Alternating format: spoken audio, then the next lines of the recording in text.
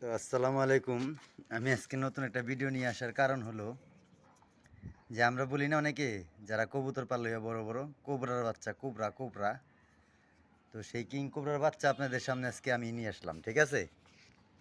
কারণ আমি ছোটোখাটো কবুতর পালুয়া, তো আমরাও কবুতর কিছু বানাইতে জানি। আর কবুতর কিভাবে করতে হবে তো সেগুলোও বানানো জানি। তো আজকে দেখুন সেই কোবরার বাচ্চা।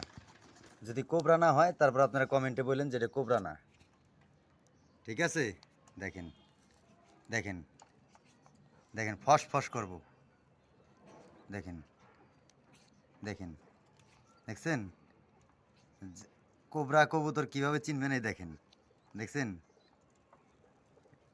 একটা কবুতরের কিং কোবরা কবুতরের বাচ্চাই হলো আপনার বৈশিষ্ট্য হলো এটা হবে। ও সাপের মতো কুকুর সাপ যেমন ফস ফস ফস ফস করে ছোবল দেওয়ার আগে, ঠিক ওরা ওই সিস্টেমের ওরাও করে। দেখেন, দেখেন, দেখেন,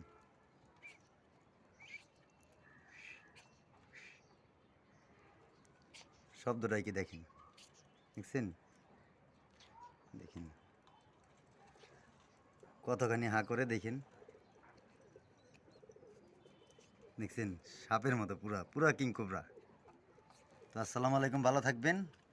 আর আমার কবুতর জন্য দোয়া করবেন। আসসালামু আলাইকুম। আর আমার পেজটা ফলো করে দেবেন।